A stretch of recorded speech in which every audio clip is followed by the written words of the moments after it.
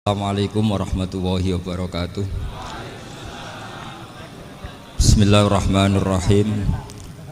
Tabarakalladzi nazzala al-furqana ala 'abdihi liyakuna lil 'alamin nadhira. Allahumma shalli wa sallim ala sayyidina Maulana Muhammad wa ala alihi wa sahbihi asma'in, amma ba'du. Ada aturan dalam ilmu hadis. Jadi di antara aturannya itu sebuah riwayat itu menjadi kuat meskipun asal-usulnya riwayat yang lemah kalau menjadi perilaku sosial.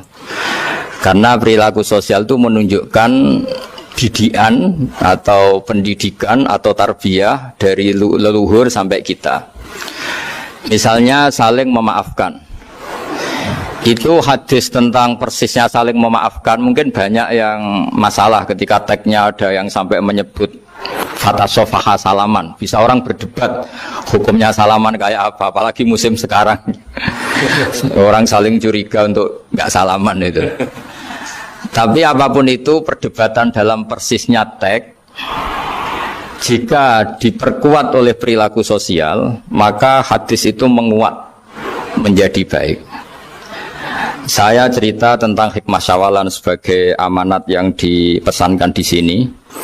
Syawalan di Indonesia itu identik dengan minta maaf. Ya, jadi kalau id itu dari kosakata audun maknanya kembali. Setelah kita puasa 1 bulan, kita insya Allah ber-KTP surga lagi. Jadi kita tahu dulu Nabi Adam itu di surga. Beberapa anaknya juga lahir di surga, sehingga KTP kita ini sebetulnya KTP surga, alamat tetap kita itu surga. Karena kita di dunia agak kacau itu, agak coro Jawa, agak bedigasan itu agak kacau, terus status itu agak-agak hilang itu. Semoga agak hilang betul. Nah, dengan Ramadan itu status itu dikembalikan. Makanya banyak ulama mengatakan al-aid minal audi. Dari kata kembali, kita yang dulu penduduk surga, insya Allah barokahnya Ramadan yang diterima itu menjadi status penduduk surga lagi. Disebut minal aidin. Kita kembali lagi ke fitrah, kembali lagi ke status kehambaan yang benar, sehingga kita layak menjadi ahli surga. Saya mulai dari status kehambaan. Memang untuk menjadi ahli surga itu kita tidak boleh menandingi Tuhan, menandingi kekuasaan Allah. Sehingga syarat dasar masuk surga itu harus abdullah. Kita berstatus hambanya Allah. Disebut fadkhuli fi ibadi. Masuklah dulu sebagai hambaku. Jadi kita berstatus sebagai hambanya. Baru setelah layak jadi hambanya, baru wadkhuli jannati. Baru berstatus layak sebagai ahli surga. Jadi status kehambaan ini kita mantapkan dulu. Jangan ada status lain kita di depan Allah kecuali status kehambaan. Saya punya analogi dan itu saya ulang-ulang karena di antara ciri Quran itu mengulang-ulang sesuatu yang harus jadi pegangan. Saya ulang lagi, di antara ciri Quran itu mengulang-ulang sesuatu yang jadi pegangan. Jika kita belajar ilmu fisika atau ilmu apa saja, maka kita akan bicara materi sesuai statusnya. Jadi kita harus latihan untuk iman kepada Allah. Saya tanpa mengurangi rasa hormat, saya memberi contoh begini. Ini jam, materinya dari besi. Ini kertas, materinya ya kertas. Tentu secara fisik, orang akan bilang jam ini lebih kuat timbang kertas. Dan itu pasti dibenarkan dari segi materi. Tapi kalau Anda beragama dan Anda tahu bahwa pengendali alam raya ini Allah Ta'ala, maka kamu akan bilang, terserah Gus Baha gitu. Bisa saja jam ini saya punya niat saya hancurkan, kertas yang lemah ini saya simpan. Sehingga jam tangan ini 5 menit lagi saya hancurkan sehingga benar-benar rusak. Sementara kertas ini saya simpan sampai bertahun-tahun awet. Nah, kira-kira seperti itulah ilmu manusia. Sesuatu yang kita sangka kuat, ternyata Allah punya rencana menghancurkan itu. Dan yang kita sangka lemah, ternyata Allah punya rencana untuk mengabadikan itu. Nah, di sini pentingnya iman, lahu maqalidus samawati wal ard. Hanya Allah yang mengendalikan semua. Jadi jangan mentang-mentang kita punya ilmu bahwa materi besi itu lebih kuat timbang kertas, terus kita pastikan bahwa besi lebih awet ketimbang kertas. Kita sisakan satu keyakinan, terserah Allah, terserah pengendalinya. Nah itu agama, bilang terserah pengendalinya itu agama. Ya mungkin tadi aja problem sinyal, saya ulang lagi. Ibarat saya ini megang jam tangan yang materinya dari besi. Ini kertas yang materinya lemah. Tentu kita akan bilang bahwa jam atau besi lebih kuat ketimbang apa? Kertas. Tapi Anda salah. Anda harusnya ngomong bahwa terserah pengendalinya. Bisa saja saya punya rencana menghancurkan besi ini sehingga 5 menit lagi hancur. Dan saya ingin mengabadikan kertas ini, saya simpan di tempat yang aman. Nah, kira-kira agama itu bukan anti ilmu, sehingga agama boleh kamu mengatakan besi ini lebih kuat ketimbang kertas. Tapi harus kamu tambahi dari segi materi. Tapi kalau dari segi pengendalinya, maka kita jawab terserah Allah Subhanahu wa Ta'ala. Ya, ini di sini pentingnya beragama. Jadi meskipun Mars itu kayak apa kuatnya, bumi gunung kayak apa kuatnya, ternyata gunung yang kita kira kuat ternyata nyimpan magma yang potensi meledak. Yang gunung kecil yang kelihatan dari pasir kecil yang tidak berdaya ternyata nggak nyimpan magma, jadi nggak direncanakan untuk diledakkan. Itu, nah agama itu seperti itu yang disebut di surat Yasin misalnya Allah itu siapa? Biyadihi malakutu kulli, yang dalam kendalinya itu semuanya di alam raya ini. Sehingga di kehidupan nyata juga sama. Ada orang yang nekuni ilmu ekonomi tapi miskinnya Masya Allah. Ada yang gobloknya Masya Allah tapi kaya. Ada kiai yang punya doa banyak hidupnya biasa, yang nggak punya doa kaya. Itu saya pernah baca di sebuah hadis qudsi. Ada riwayat begini, Nabi Musa ketemu Allah ditanya, Limadha kata Allah, kenapa saya memberi rezeki orang yang bodoh? Ahmak itu orang yang bodoh sekali. Kadang tak ciptakan dia jadi orang kaya, dan yang pintar ekonomi kadang tak ciptakan jadi orang miskin. Si Nabi ini tanya, kenapa ya Allah? Supaya dia tahu yang mengendalikan rezeki itu saya, bukan ilmunya dia katanya. Jadi banyak orang, misalnya kita yang pintar dipekerjakan orang yang nggak pinter, yang punya pabrik tidak pinter, mengerjakan orang yang pinter. Jadi ya kira-kira agama itu seperti itu. Sehingga dalam kita beragama itu yang paling ditekankan itu tawadhu. Tawadhu itu merasa sopan atau memang sopan betul. Kalau dalam Ihya disebut, sekiranya Anda tidak bisa tawadhu secara rasa, tawadhulah secara ilmu. Saya ulang lagi ya, sekiranya Anda tidak bisa tawadhu secara rasa, tawadhulah secara apa? Ilmu. Karena ilmu itu akan abadi. Saya beri contoh begini, saya ini kan misalnya kiai di kampung saya atau di kecamatan saya. Saya mungkin bisa merasa hebat karena saya tokoh di sini. Tapi pastikan sebelum ada saya yang bernama Baha ini, agama sudah jalan. Dan di daerah lain yang nggak kenal saya juga agama sudah jalan. Betapa tidak pentingnya saya di kawasan-kawasan yang nggak butuh saya, atau di era yang sebelum ada saya. Nah dengan ilmu seperti itu orang pasti tawadhu, karena dia tahu daerah yang nggak ada saya ternyata ya ada masjid, ada agama. Periode yang sebelum ada saya juga agama jalan. Sehingga kita tidak kumo luhur, wah kalau nggak ada saya agama nggak jalan. Zaman Wali Songo tidak ada saya agama ya jalan. Ekonomi juga gitu. Kalau Anda pakar ekonomi yang mensejahterakan rakyat, cara tawadhu itu kalau nggak bisa dengan rasa, dengan ilmu. Sebelum ada kamu banyak orang kaya, banyak orang yang nggak kenal kamu juga kaya. Banyak periode yang saat itu udah ada Anda juga kaya. Berarti Anda ini tidak siapa-siapa. Makanya saya pernah didatangin seorang profesor. Ini kisah nyata. Gus, sebetulnya saya dengan bapak saya itu pinter mana? Bapak saya itu tidak tamat SD, tapi saya bisa profesor.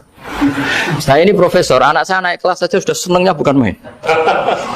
Artinya ini orang bodoh bisa menciptakan orang pinter, yang orang pinter kesulitan menciptakan orang pinter lagi.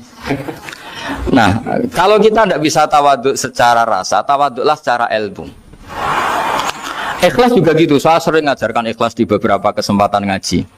Kalau Anda tidak bisa ikhlas secara rasa, ikhlaslah secara ilmu, pasti bisa, bukan mungkin bisa, pasti bisa. Secara ilmu. Makanya di Quran disebut fa'lam annahu la ilaha illallah. Ilmu, fa'lam itu dari kata ilmu. Saya beri contoh, saya mulai kecil sampai sekarang saya sekitar umur 50 tahun. Mulai kecil sampai sekarang itu ya bilang kalau kertas ini putih. Itu ya ada yang gaji, ada yang bayar. Tapi saya selalu bilang kertas ini putih. Yang hitam ya saya katakan hitam, yang merah saya katakan merah. Kenapa? Karena itu fakta. Saya ulang lagi, karena itu fakta. Sehingga saya untuk mengatakan putih tidak perlu ada yang bayar. Sehingga ketika kita latihan sholat, latihan ibadah, dan mengakui Allah itu sebagai Tuhan kita akan malu. Faktanya Allah itu kan Tuhan. Mau mengatakan fakta kok minta upah ini gimana? Kita mengatakan Allah Tuhan itu sama dengan mengatakan kertas ini putih. Sama-sama itu fakta. Sama seperti saya mengatakan Pak Jokowi itu presiden kami. Itu kan fakta. Masa nunggu kalau dikasih BLT katakan presiden, kalau enggak ya enggak. Itu kan ribet jadi. Apa anut misalnya rektor UGM. Mbok saya enggak digaji di sana atau enggak kerja di sana bilang kalau beliau itu rektor. Pak Ganjar gubernur Jawa Tengah. Mbok saya dikenal apa enggak ya beliau tetap gubernur. Lama sekali kita mengatakan fakta itu ikhlas. Ikhlas artinya enggak minta apa-apa. Karena kita ingin ngomong sesuai fakta. Nah Allah Tuhan itu fakta gitu. Nah kenapa untuk mengatakan Allah Tuhan nunggu? Dah saya ini Tuhan kamu. Ya nunggu dulu Gusti, kalau engkau masukkan kami ke surga engkau Tuhan, kalau enggak ya enggak jadi. Tidak bisa seperti itu, ya Allah tetap Tuhan. Nah kalau anda tidak bisa ikhlas secara rasa, ikhlaslah secara ilmu. Ilmu ya tadi kita akan selalu bilang yang putih putih, yang hitam hitam. Makanya ini pentingnya ilmu. Tawaduk juga gitu. Kalau anda ditakdir orang yang GR, yang gede rumongso, ditakdir orang yang kumo luhur, secara rasa bisa dilawan secara ilmu. Ada periode di mana sebelum ada kita yang kaya ya banyak, yang dapat hidayat ya banyak, yang terpelajar ya banyak. Ada daerah yang nggak kenal kita, nyatanya pendidikan di situ jalan, sistem sosial baik. Betapa tidak pentingnya kita. Nah, ini nanti memaksa kita atau melatih kita untuk tawaduk. Nah dari hikmah ilmu itu kemudian kita minta maaf sama orang lain itu mudah. Karena kita sadar bahwa adanya kita ini problem. Saya sering digojlok orang-orang kaya. Orang-orang kaya itu ya kadang agak kurang ajar tapi nggak bisa dibantah. Begini, pernah tanya saya gini, Gus, saya ini punya mobil mahal, harganya 2 miliar. Kayaknya yang berhak pakai jalan raya saya kan. Kok bisa bayarnya pajak saya mahal. Sehingga kayaknya paling pantas saya. Yang naik ontel itu kan nggak bayar pajak, harusnya nggak boleh pakai jalan gitu sih. Terus saya bilang, babanya yang naik ontel itu pejuang, bapak kamu nggak, kata saya. Kamu nggak warisnya, kata saya. Artinya ada teori dalam kitab hikam itu kitab tasawuf dalam pesantren. Itu kebaikan saja di soal.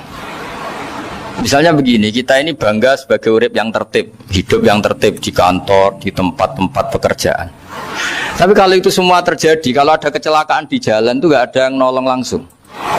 SAR paling efektif, tim penolong paling efektif itu ya orang-orang nganggur itu.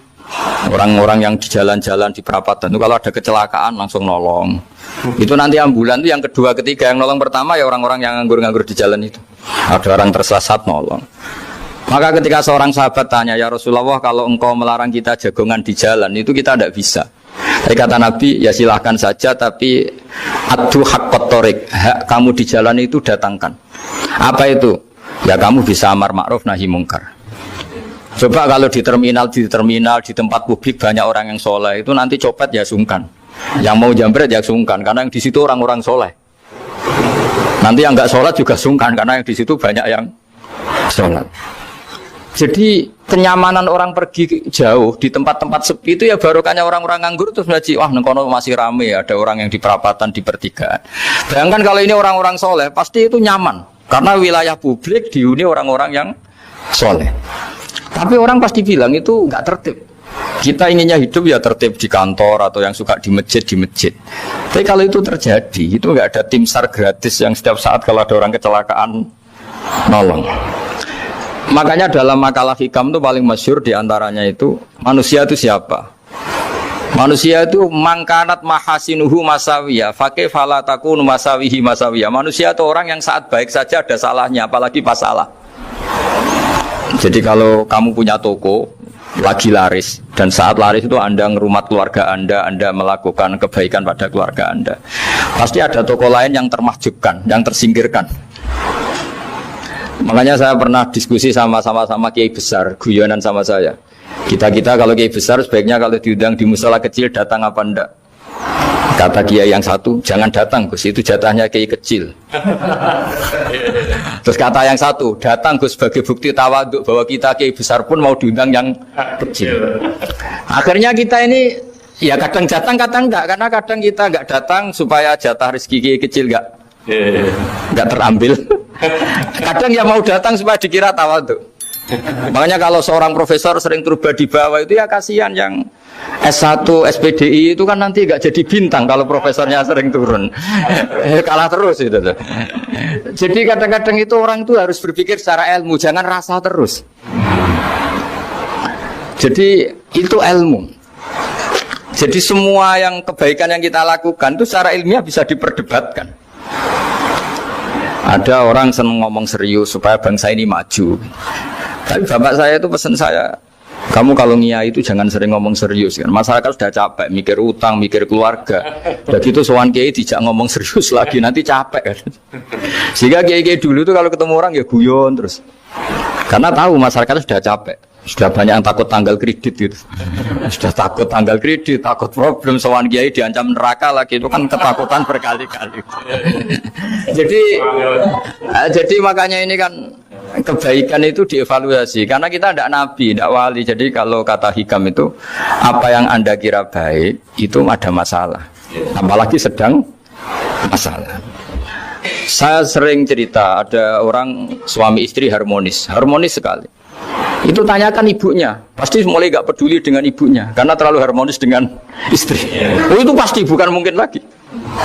Jadi jangan tanya istrinya, tanya ibunya. Oh jok nikah lupa saya, ngalor ngidul sama istrinya. Tanyakan temannya, wah itu jok nikah lupa temennya. Tapi yang baik sama teman, tanyakan istrinya, jatah belanja untuk ngopi. Ya begitu terus itu. Jadi siklus sosial itu. Nah, di sini pentingnya saling minta maaf karena dalam kebaikan kita pasti ada kesalahan. Ketika karir kita baik di pemerintahan maupun di kampus, pasti dengan sendirinya ada yang agak tersingkirkan. Meskipun itu sudah hukum alam, tapi apapun itu kita harus minta maaf. Makanya banyak, saya sering cerita berkali-kali. Dulu itu ada dua nabi yang seangkatan. Itu luar biasa debat ilmiahnya, tapi debat baik. Mulai dulu ya ada polemik itu ya mulai dulu ya ada. Yang Nabi Yahya itu suka berkawan orang-orang soleh. Kalau ditanya kenapa kamu berkawan orang-orang soleh, ya enak lah karena berkawan orang soleh. Yang Nabi Isa sering berkawan orang-orang yang enggak jelas. Ditanya kenapa Anda suka berkawan orang-orang yang enggak jelas, innama ana tabibun udawil mardo. Nabi dan kiai itu ibarat dokter, ya tentu menyembuhkan yang sakit. Kalau Anda seorang dokter pasti neliti daerah-daerah pandemi, masa neliti daerah sehat. Nah, jadi dulu bapak wasiat ke saya gitu, kowe nak jadi kiai kayak bengkel. Jadi kiai itu kayak bengkel, kalau nggak siap dadani orang nggak jelas ya jangan jadi kiai kan. Itu ya, tapi kan masalahnya kita sendiri solehnya pas-pasan, takut terkontaminasi. Jadi yang jelek bukan jadi baik, kita yang baik jadi jelek. Nah itu kan mulai dulu ya polemik sejauh mana kita punya kekuatan untuk tidak terpengaruh yang negatif. Yang negatif terpengaruh kita menjadi positif. Jadi ini cerita-cerita sawalan bahwa dalam kebaikan kita itu ada kesalahan. Maka kita tetap istighfar, tetap saling minta maaf. Dulu bapak saya kalau diceritain ada seorang kiai sampai sepuh jadi imam masjid, istiqomah sekali. Dulu bapak saya itu guyu. Ya istiqomah, tapi wong liya terus ra iso dadi kader. Jadi calon-calon kiai ini sudah putus asa karena nggak pernah punya kesempatan jadi imam. Jadi di balik istiqomah itu ya ada memahjubkan orang lain. Makanya alhamdulillah di Indonesia itu ada pegawai pensiun. Kalau enggak habis itu. Karena yang anyar-anyar itu mesti ini kurang pengalaman, ini kurang senior. Tapi barokahnya ada pensiun kan gantian. Tapi masalahnya di dunia kiai itu tidak ada pensiun. Tambah sepuh tambah mantap, tambah sepuh tambah mantap. Nah itu sebaiknya ya mulai mundur-mundur sedikit dari imam masjid itu. Ya nyari-nyari yang lain lah supaya ada kaderisasi ada. Jadi intinya itu di balik kebaikan yang kita lakukan pun itu ada masalah, sehingga kita butuh istighfar. Di sini pentingnya dawuhnya para wali-wali. Dulu ada istilah wastighfaruna yahtaju ilal istighfar. Ketika kita minta maaf, sebetulnya minta maaf sendiri itu butuh minta maaf lagi. Minta maaf lagi itu butuh minta maaf lagi. Misalnya saya dengan Mas Hilmi ini akrab, pernah pakai uangnya misalnya. Itu kadang kita bayar itu malah tersinggung, kok kayak orang lain saja bayar. Minta maaf juga gitu. Kalau kamu punya teman akrab, terus minta maaf resmi itu tersinggung. Kayak wong liya ae jolok sepuro. Jadi kadang jolok sepuro itu malah masalah. Itu kan sama, kamu punya teman akrab terus kalau mau main assalamualaikum, sakit masuk nopo boten, angsal boten. Boleh enggak main? Itu mesti teman kamu tersinggung. Kok kayak orang lain saja. Artinya ketika Anda merasa benar karena protokoler ketika masuk ke teman, ternyata itu salah. Teman kamu maunya enggak protokoler karena sudah akrab. Tapi ketika kita merasa akrab, ternyata selonang-selonang dianggap problem, kita tidak pernah tahu. Nah di sini kata ulama-ulama, minta ampun itu kebutuhan manusia, karena dalam kebaikan kita pasti ada kesalahan. Makanya disebut wastighfaruna yahtaju ilal istighfar. Kita selalu diajari Rabbana dzalamna anfusana, ya Allah, kita ini selalu mendolimi diri kita sendiri. Jadi saat kita baik pun ada unsur kesalahan. Yaitu tadi, kalau Anda jadi orang pasti ada yang termahjubkan. Kalau Anda kiai besar atau profesor atau pejabat turun ke bawah, ya kalau gubernur turun terus ya bupati gak jadi bintang kan. Kalau saya kiai besar misalnya turun terus ya kiai kampung itu ya kasihan. Saya pernah diundang Manakipan tidak datang itu kiai kecil bilang matur nuwun Gus gak teko. Aduh iwake gak untuk saya katanya. Barokahnya saya ada itu lucu ya, matur nuwun betul. Matur nuwun Gus jenengan gak dugi jadi. Akhirnya jatah besarnya untuk saya kan. Nah, tapi yang punya rumah komplain. Gus tak udang ratau teko PP aku wong cilik. Aduh. Nah, ini saya harus mendahulukan versi Soibul Bait yang punya rumah apa versi kiai yang termahjubkan. Artinya pilihan apapun saya harus istighfar karena ada saja unsur salahnya. Ya makanya ini kan, makanya ya saya minta UGM juga saya sering undang saya terus, nanti dikira karena kampus besar Gus Wak mau juga keliru lagi. Kalau 1-2 kali mungkin boleh, kalau keseringan ya gak boleh, nanti itu dikira saya maunya hanya sama kampus besar, padahal saya sama RT ya sering datang juga. Nah ini yang terakhir saya bacakan teks otoritatif sebagaimana janji saya. Kata Rasulullah SAW di sebuah hadis, ini terakhir nanti supaya nggak lama-lama saya juga punya wadhifah. Ada orang itu punya hutang itu ya hutang, memang hutang. Singkat cerita orang itu tidak bisa bayar sampai akhirat. Dan aturannya Allah, orang yang punya hutang tidak bisa bayar ini harus diaudit, harus diselesaikan di akhirat. Kalau tidak bisa diselesaikan di dunia, diselesaikan di akhirat. Walhasil akhirnya di akhirat itu ditagih dan tidak mampu bayar. Karena di akhirat sudah tidak ada kredit, tidak ada ATM, tidak ada apa saja. Terus kata Allah, solusinya kebaikan kamu dikasihkan yang ngutangi. Ternyata kebaikan dia tidak cukup juga. Bayarnya apa? Kejelekan yang ngutangin dikasihkan yang utang. Kayak apa celakanya? Kebetulan yang ngutangi salahnya buahnya, ini kan repot. Tapi Allah itu tidak suka kalau ada orang mukmin yang satu saudara kemudian masuk neraka karena saudaranya ini.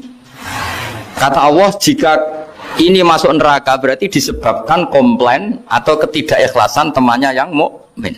Masa orang mukmin menyebabkan mukmin yang lain masuk neraka? Allah tidak ingin. Makanya diantara nikmatnya beragama itu ukhuwah, persaudaraan. Baik persaudaraan atas nama iman atau atas nama kebangsaan atau atas nama kemanusiaan. Akhirnya si yang ngutangi ini tadi, jangan dibahasakan kreditur, nanti kita kayak bangunnya yang ngutangin lah nanti. Ya bahasa gampangnya yang ngutangin, karena tidak semua orang ngutangnya sama bank. Sama Allah ditunjukkan satu surga yang luar biasa. Nanti tak baca teks Arabnya ya supaya dapat berkahnya bahasa Arab. Terus saking mewahnya surga itu, si yang ngutangin tanya, ya Allah itu untuk nabi siapa? Karena semewah itu pasti untuk kelas nabi. Atau untuk wali siapa? Katanya, terus kata Allah, sabda Allah, untuk siapapun yang mampu membeli. Lalu siapa yang bisa membeli surga semewah itu? Kamu bisa. Terus dengan apa ya Allah? Kamu mengampuni teman kamu itu, kamu bebaskan dari utangnya. Nanti tak kasih surga itu. Terus akhirnya sama Allah, kata orang itu, ya Allah saya bebaskan. Ya sudah, kamu berdua masuk surga. Karena Allah tidak ingin ada kasus aneh. Dua orang mukmin ini kan bersaudara. Masa bersaudara kemudian yang satu menjadi penyebab masuknya neraka karena ini tidak mau memaafkan. Artinya kalau kita syawalan itu harus benar-benar mau memaafkan, karena kalau tidak Anda menjadi penyebab teman kamu masuk neraka. Jadi kita janganlah jadi orang mukmin yang menjadi problem bagi saudara kita. Jadi makanya saya itu berharap ada wali utang saya tidak bisa bayar, karena ini masih dibela-belain Allah ini. Karena Allah nggak ikhlas kalau ada walinya masuk neraka. Jadi kalau ada wali utang kamu itu utangin saja, doain nggak bisa nyaur, no? Nggak bisa bayar. Nanti ini akan dibela-belain Allah di akhirat. Karena wali ini nggak pantas masuk neraka. Ya, jadi kalau ada wali utang kamu mau bayar, sudah Anda tidak usah bayar, nanti di akhirat saja itu. Lah yang ribet kalau yang kamu utangin dia ahli neraka, kamu nagihnya disuruh masuk neraka. Nah, itu ribet itu. Sudah utang dia ahli neraka. Ya, tak baca teksnya supaya ini ada di kitab Ihya halaman 197 juz 2. Status hadisnya waqala shahihul isnad, kata Imam Hakim, hadis ini shahihul isnad. Saya baca Arabnya nanti insyaallah sebagian ya supaya kelihatan teks aslinya di bab hukukul muslim. Nama Rasulullah sallallahu alaihi wasallam jalisun izdhika hatta badat sanayaku. Nabi ketika santai-santai duduk tahu-tahu tertawa sampai gigi depannya itu kelihatan. Jadi tertawa sangat sampai gigi depannya kelihatan. Yang notabene beliau sering hanya senyum, kali ini tertawa betul sampai gigi depannya kelihatan. Faqala Umaru radhiyallahu anhu ya Rasulullah bi abi anta wa ummi mal ladzi adhakaka. Apa yang bikin kau sampai tertawa seperti itu? Qala rajulani min ummati jasaya baina yaday rabbil izzah. Dua lelaki dari umatku sama-sama sungkeman nuntut keadilan di depan Allah. Jasaya itu sungkem, duduk bersimpuh itu kalau dalam bahasa Arab itu apa? Namanya jasiyah gitu.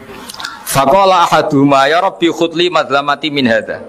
Faqala wa rudda ala akhika madlamata. Qala ya rabbi lam yabqali min hasanati syai'un.